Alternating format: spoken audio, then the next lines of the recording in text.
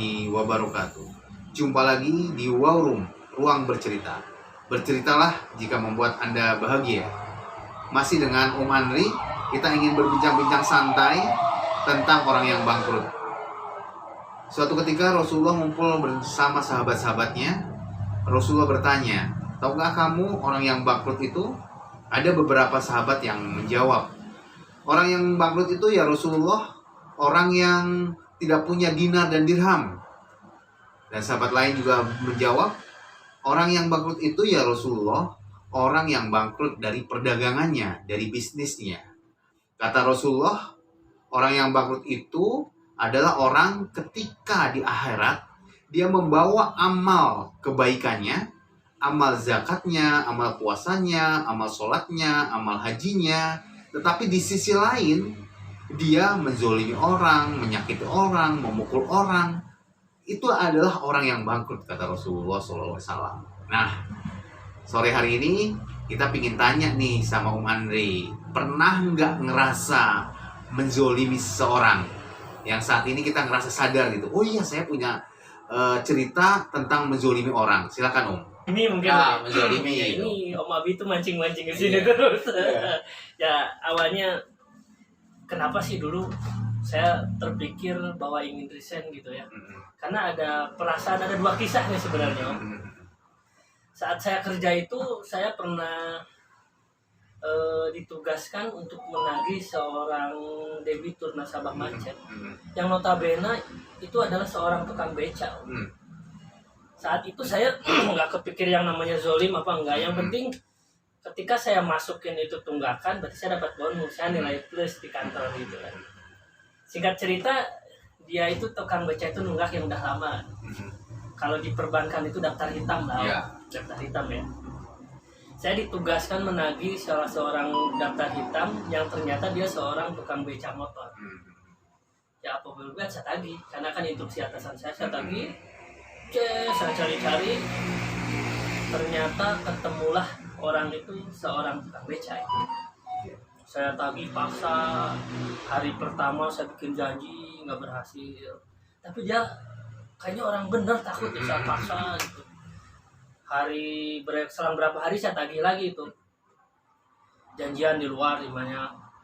Hari keempat saya tagih itu ke rumahnya Om. Saya sempat lama ngobrol di rumahnya. Kenapa sih sampai nunggak ini? Dia bilang ya namanya usaha gitu kan, dulu punya usaha apa gini, tiba-tiba yang nggak jalan. Terus udah gitu saya terima dia omongan usaha nggak jalan, baru saya ngomong intinya Pak, mau jalan mau enggak hutang harus saya bayar. Saya bilang hutang itu dosa. Ininya saya malah karena memang dalam perusahaan ada target ya. Ada target ya. Apalagi ini udah nunggak beberapa bulan, kata saya ini udah macet. Nah, gitu. Dia takut, Pak, kalau yang namanya utang saya takut-takutin karena orang itu ya. Nanti Bapak bisa disidangkan di gimana, saya takut-takutin. Yang penting dia merasa takut sampai di titik terakhir. Saya punya itulah kepikiran, saya zolimnya mulai. Dia punya di rumah itu ada kulkas lah. Ada kulkas kelihatannya satu-satunya tuh. Itu masih kelihatan baru lah, nggak terlalu lama, masih bagus. Jadi naluri Om tuh masih gimana caranya dia bisa bayar utang dengan lihat lingkungan, kayaknya ini bisa dijual nih dan bisa untuk bayar utang gitu ya. Nggak kepikiran itu menzolimi atau apa? Enggak, ini cerita itu benar, ini kejadian loh. Nah saya bilang Pak, kalau nggak ada yang bisa dibayar apa tuh Bapak pinjam? Nggak bisa, kata saya itu. Ini gimana, biasa rumah juga nggak tahu itu kan ngontrak atau disorong nggak tahu. Ini aja Pak, itu ada kulkas, kata saya itu. Gimana kalau misalnya Bapak coba tawarin jual? Itu saya nggak ngerasa gimana gitu. Ternyata ya saya pikirin dulu kata tukang becanya gitu. Ya saya balik aja. Seminggu, 2 minggu nggak ada kabar aja, saya tagih lagi Pak. Ternyata dia bilang bahwa kulkas itu mungkin dia butuh gitu ya, kebutuhan yang nggak tahu, istrinya bikin es batu gitu. Singkat cerita saya cerita ke atasan saya di kantor. Sebenarnya kebetulan ibu itu, Bu, dia punya kulkas. Wah ide bagus nih katanya. Ke jalan ini di kantor nggak ada kulkas, gimana kalau kita beli? Nah berapa lah kira-kira? Cari-cari di apa sih dulu OLX, apalagi harga kulkas 1 juta lah lumayan. Nah kepikir lah Pak, kita punya kulkas, tunggakan masuk Pak. Hmm. Akhirnya apa Pak? Saya datang ke rumahnya ngasih opsi Pak Sobur tuh kalau dulu namanya ya. Saya nggak sebutan tempatnya di mana, cuma Pak Sobur dulu kan. Pak, ini udah 4 minggu saya kesini hampir sebulan nggak ada hasil, udah mau akhir bulan gitu ya Pak. Gimana Pak? Kalau misalnya seandainya, pas Bapak saya tarik sebenarnya saya jual, saya hitungkan 1 juta, nanti Bapak kalau nggak salah hutangnya 3 juta lagi Pak sisanya. Jadi Bapak hutang tinggal 2 juta. Dia berpikir, dia berunding sama istrinya, apa sih soalnya? Ya kalau itu yang terbaik, ya Pak nggak apa-apa Ibu Mas. Apa coba yang di benak di hati saya? Seneng mau dapat pemasukan DH Pak. Seneng Pak. Saya pulang sore harinya apa? Dia naikkan ke Cator Pak. Si kulkas itu dinaikkan ke Cator, dibawa ke kantor Pak Mantri. Ini saya mau dijual aja lumayan 1 juta biar nanti saya nggak beban, tinggal 2 juta lagi. Apa Pak? Saya sedih sekarang. Dulu apa bahagia? Masuk tunggakan. Betapa kejamnya pada saat itu yang tidak saya rasakan, mungkin zolim yang tidak saya rasakan, yang apa Bu, ini mau 1 juta, akhirnya uang kantor lah, punya rewangan teman-teman, dibeli 1 juta, kasihin ke si bapak nih Pak, ini uang 1 juta, pakai slip setoran, bapak udah masuk 1 juta, udah dia balik lagi. Ceritanya satu kasus itu saya senang dapat tunggakan, padahal setelah saat ini itu membuat saya nangis Pak. Kenapa hati naluri saya itu sekarang baru saya sadar bahwa saya berpikir apakah itu kulkas itu buat bikin es batu istrinya, nggak kebayang. Kenapa saat itu saya nggak kebayang gitu. Nah itu sekarang baru ngerasain ya. Di kisah kedua Pak, di kisah kedua baru saya sadar Pak ini semua cerita ini. Kisah kedua ketika pandemi itu Pak yang menyadarkan saya bahwa itu zolim, ngerasa zolim itu setelah adanya kisah kedua Pak. Iya. Gimana? Singkat cerita kisah kedua itu yaitu seorang petani Pak. Dia nunggak karena anaknya pinjem, dia kerja di KHTek anaknya, nggak tahu ada kisruh rumah tangga, anaknya itu akhirnya nunggak. Orang tuanya yang bayar dan nggak kuat karena kemampuannya tidak bisa untuk mengangsur 1 jutaan pada saat itu angsurannya. Kemampuan dia paling 500, 600 gitulah. Saya paksa itu udah nunggak 3 bulan itu kondisinya. Kurang 100 lagi dia cari ke tetangganya dapat bayar. Bulan berikutnya kurang lagi saya paksa lagi. Pulang saya pernah cerita pulang ngarit ngambil rumputnya dengan belepotan ini capek kelihatannya, tapi saya dengan pokoknya tidak mau tahu karena pada masa pandemi itu lagi keras-kerasnya di kantor harus ini. Dia jual, dia masuk ke goa yang nggak tahu punya sekarung 2 karung padi yang belum dihelm, dia panggil Pak tunggu sebentar katanya, tunggu sebentar Pak. Saya tawarin dulu ke tetangga, saya lihat sendiri Pak sampai saya nungguin gini, tawar-tawarin Pak belum lah sebentarnya, udah Pak saya tinggal dulu, saya tinggal langsung dia nelfon Pak udah dapat, balik saya bawa 200.000 dapat dari hasil itu bulan ketiga Pak. Ya emang kemampuannya nggak ada apa Pak. Saya datang ke sana dia lagi sakit stroke Pak. Saya berpikir ya Allah apakah ini gara-gara penagihan saya yang sangat keras karena saya takut dari kantor nggak bisa dapat gitu. Saya malah menyampingkan rasa iba saya terhadap orang lain. Dari sana saya menangis Pak.